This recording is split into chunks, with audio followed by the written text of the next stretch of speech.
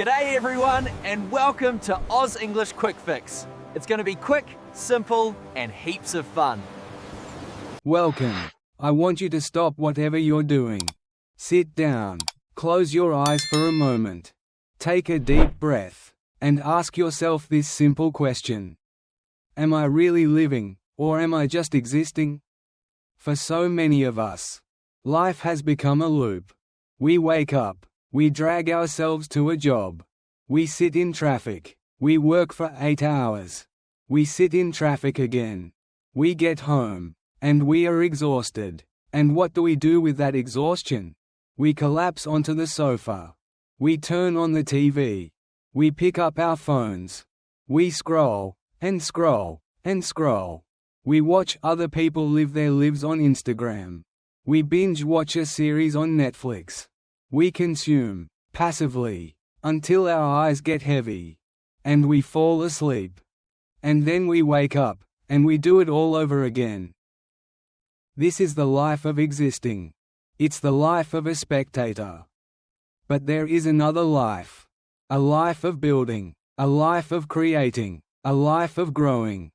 When you look at the most successful, most impactful people on this planet, Bill Gates, Elon Musk, Warren Buffett, Oprah Winfrey, you have to ask, what do they do differently? And the answer isn't just, they work hard. Many people work hard. The answer isn't, they got lucky. Luck is a tiny fraction of the equation. The real, fundamental difference lies in what they do with the hours that you spend, relaxing. While the world is busy consuming, they are deliberately, systematically learning. There is a name for their system. It's a strategy so simple, yet so profound, that it acts as the great divider between the good and the great.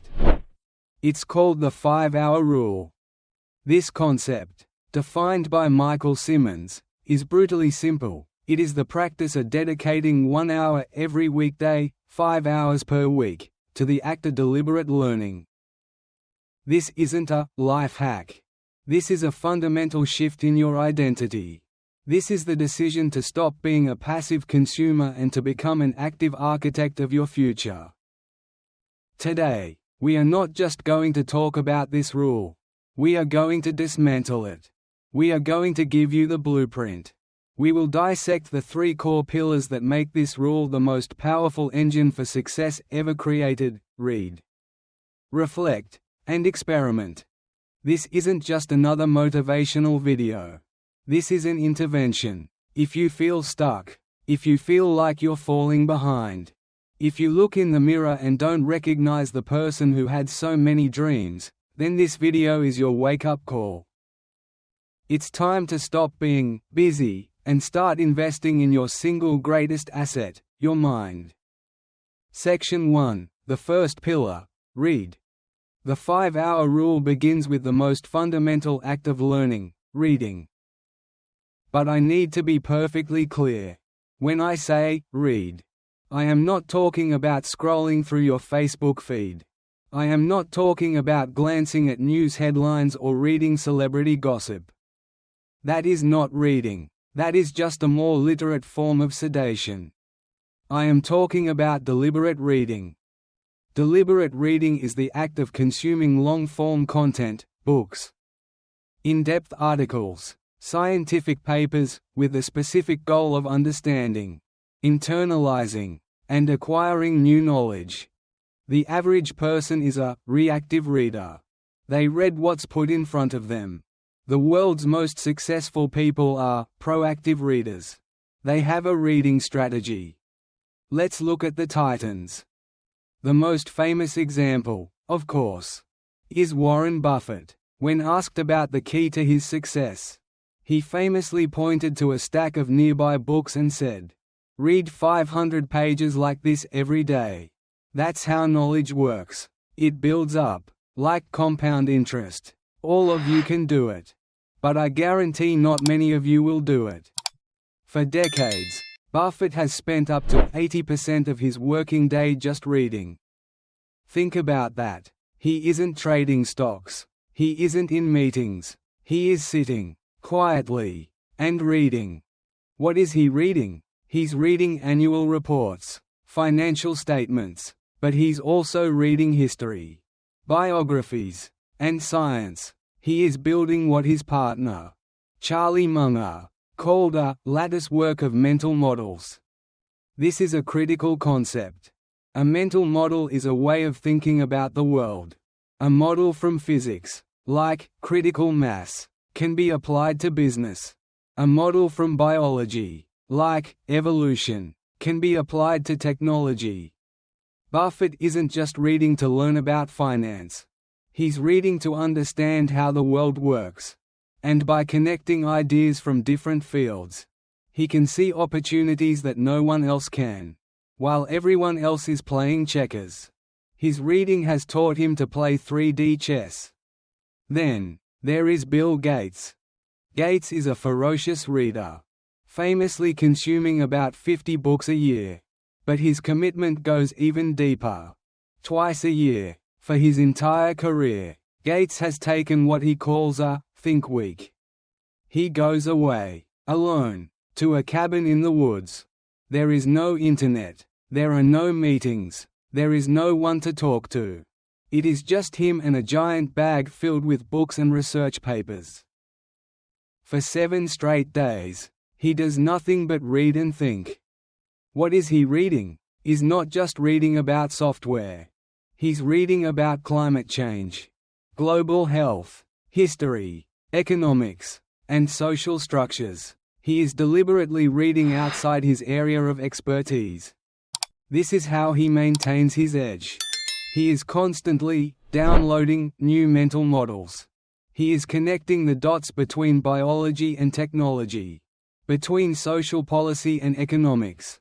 This is why, after leaving Microsoft, he was able to pivot and become one of the world's most effective philanthropists. He had already spent decades studying the problems he wanted to solve. And finally, let's talk about Elon Musk. When people look at Elon Musk, they see a man tackling 3 of the hardest industries on Earth: automotive, aerospace, and energy. How does one person know all of that? When Musk was asked how he learned to build rockets, his answer was devastatingly simple: I read books. Is not being modest. When he decided to start SpaceX, he didn't have a degree in aeronautical engineering. He was a physics and economics major. So, he went and found the actual textbooks, the foundational, complex, academic textbooks on aerospace engineering and propulsion, and he read them. He taught himself rocket science from first principles. This is the power of deliberate reading. This is the part of the script where you need to listen closely. Your life, your skills, your intelligence, they are not fixed. You are not bad at math. You are not a science person. You are simply unpracticed. Reading is the great equalizer. It is the ultimate unfair advantage. For the price of a book, you can download decades of someone's experience, their failures, their triumphs, and their life's work directly into your brain in a matter of hours. You don't have time to make all the mistakes yourself. You must learn from the mistakes of others. The first pillar of the 5-hour rule is a commitment. It's the decision to stop saying, "I'm not smart enough," and start saying, "I simply haven't read enough yet." It's the understanding that your future self is built, page by page, on the foundation of the books you read today. But reading alone is not enough. It's only 1/3 of the equation. Because you can read 500 books. And if you don't do the next step, you will be nothing more than a walking encyclopedia of trivia. You'll be the person at the party who sounds smart, but who never does anything smart. This brings us to the second, and most overlooked, pillar. Section 2, the second pillar, reflect. The second pillar of the 5-hour rule is reflection. If reading is the act of gathering information, reflection is the act of processing it. It's the part where information turns into knowledge. It's where you stop, close the book, and ask the hard questions.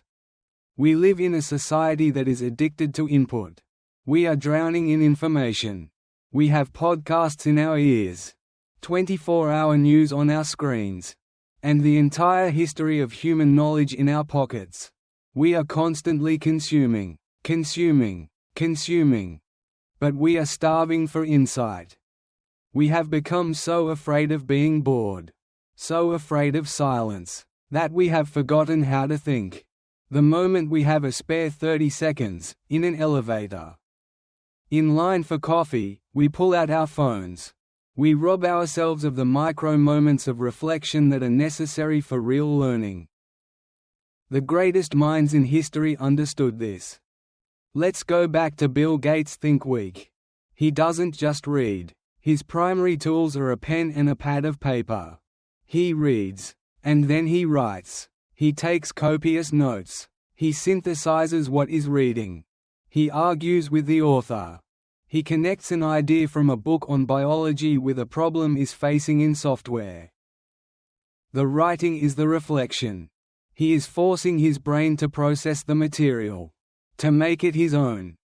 Look at Jeff Bezos.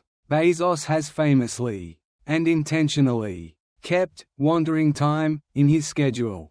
He knows that his best ideas, the ones that built Amazon, don't come when he's in a 30-minute budget meeting.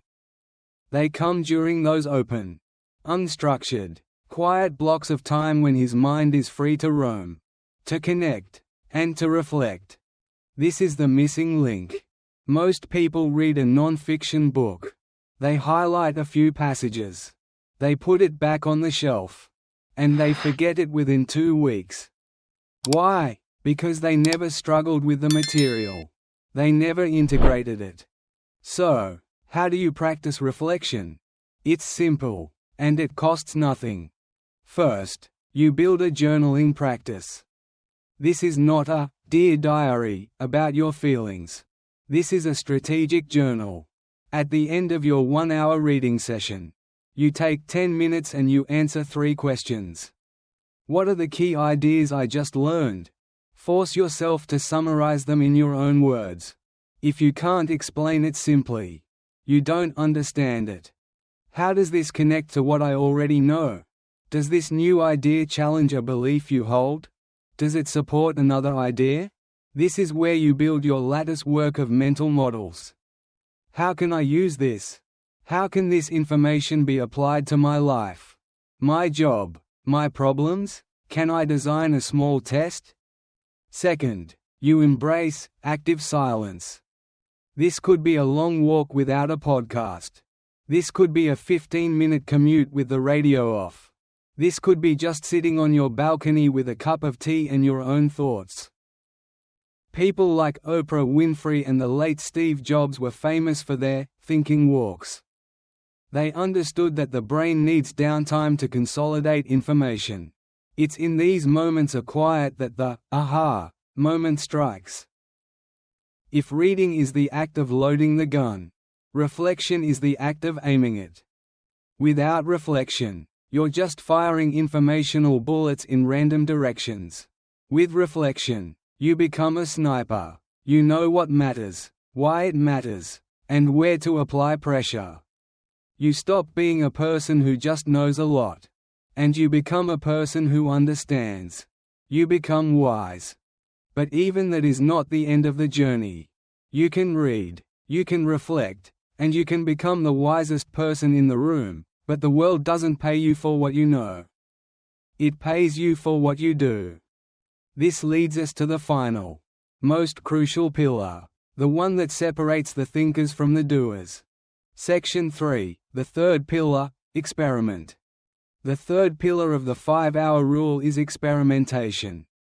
This is the part where you take your knowledge and your insights, and you test them against reality. Experimentation is learning by doing. It's the understanding that no amount of reading or reflection can replace the feedback you get from the real world. Knowledge is just a hypothesis. Experimentation is the laboratory. This is, perhaps, the single biggest differentiator for someone like Elon Musk. The entire philosophy of SpaceX is built on this pillar. When they were trying to figure out how to land a rocket booster, the traditional aerospace industry, which hadn't innovated in decades, said it was impossible. Their models said it couldn't be done. What did Musk do? He didn't just read more. He didn't just reflect more. He said, "Let's try." And they failed, spectacularly, over and over again. We've all seen the videos. Rockets exploding, tipping over, crashing into the ocean. But here is the critical mindset shift. The world saw those explosions as failures. Musk and his team saw them as successful experiments. Every failure provided a mountain of data. Every crash taught them something new. They weren't failing, they were learning at a speed the rest of the world couldn't comprehend. They were iterating. This is the scientific method applied to business and to life. Look at Thomas Edison. When a reporter asked him how it felt to fail 1.000 times before inventing the light bulb, Edison's response was legendary: "I have not failed 1.000 times. I have successfully found 1.000 ways that will not work." He wasn't trying to be right on the first try. He was trying to learn. Each experiment, pass or fail, moved him closer to the solution. This mindset is so powerful that some of the most innovative companies in the world have built it into their culture.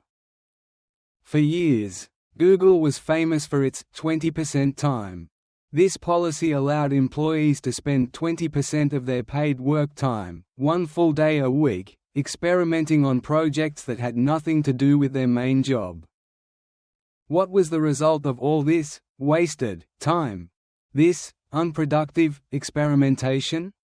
Gmail, Google AdSense, Google News. Some of the company's most profitable products were born from this pillar. Google understood that you cannot plan for innovation.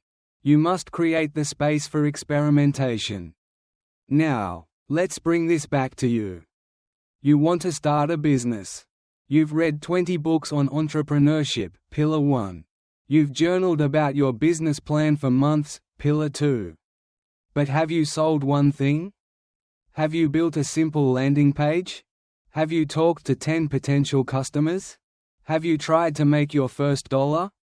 That is experimentation. You want to learn to speak better English. You've read grammar books, Pillar 1.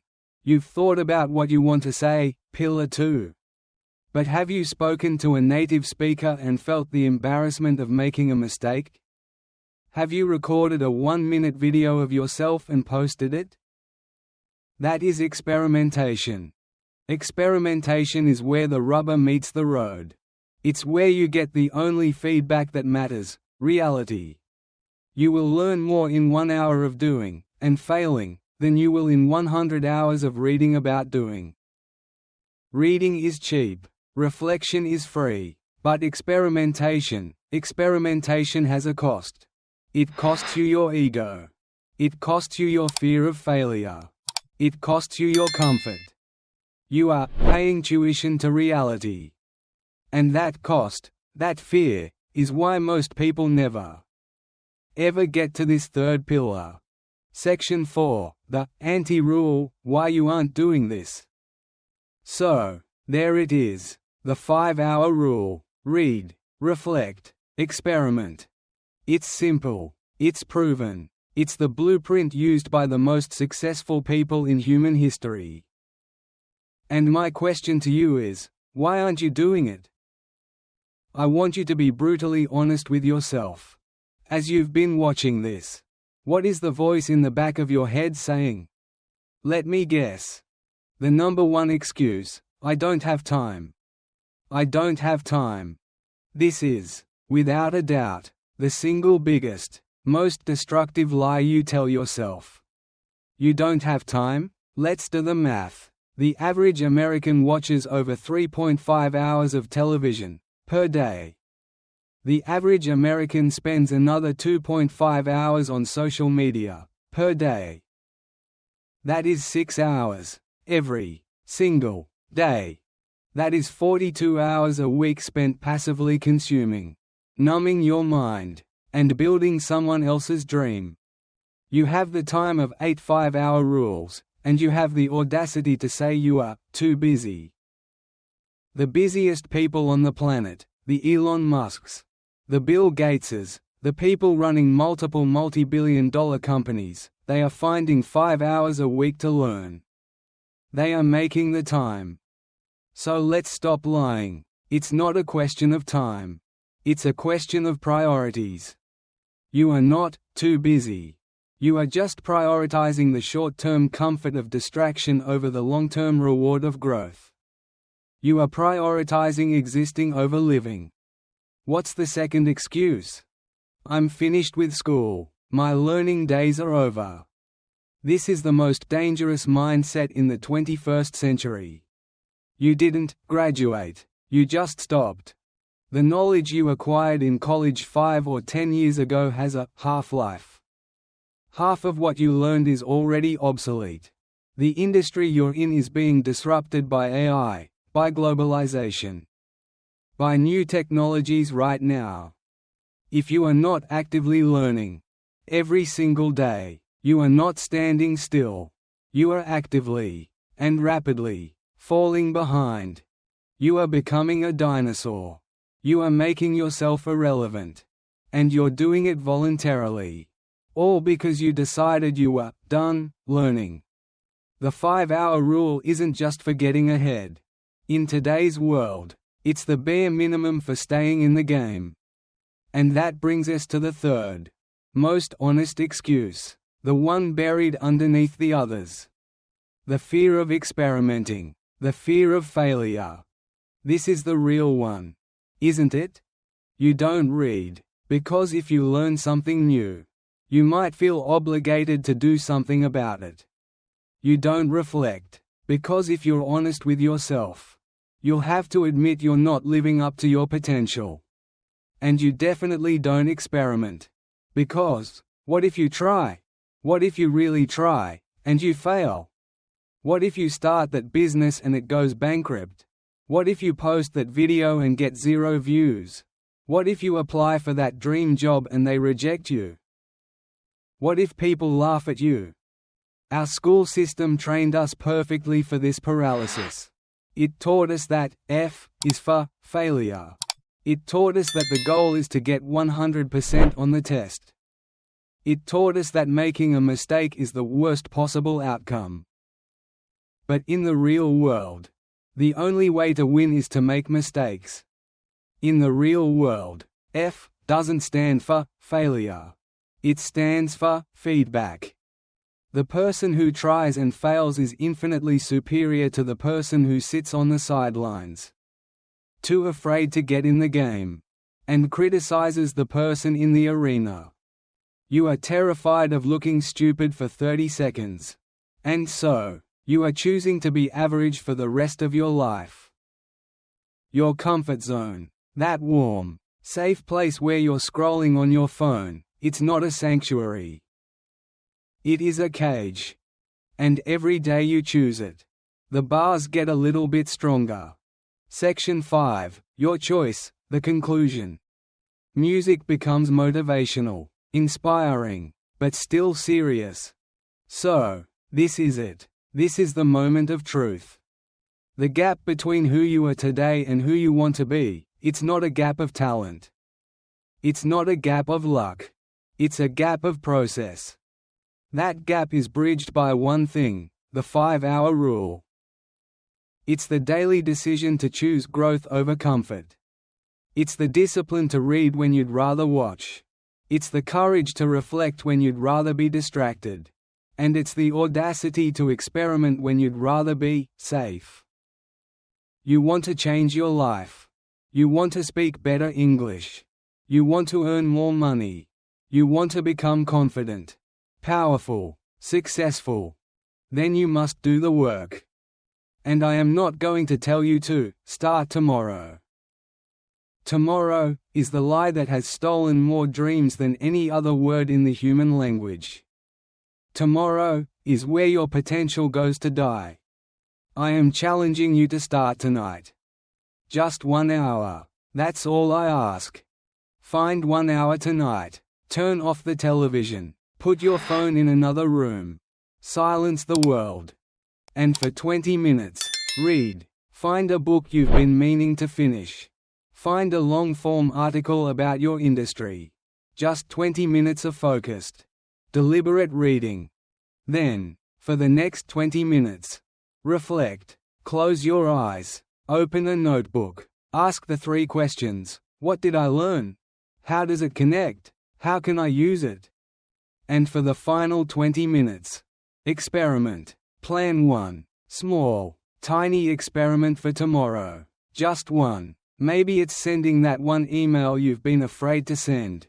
Maybe it's writing the first paragraph of your business plan. Maybe it's recording a 30-second video of yourself speaking English. Even if you never post it. 1 hour. Read, reflect, experiment. This is your life. Right now. This moment. You don't get a second chance. Stop being a spectator. Stop just existing. Start learning. Start building. And start, truly, living.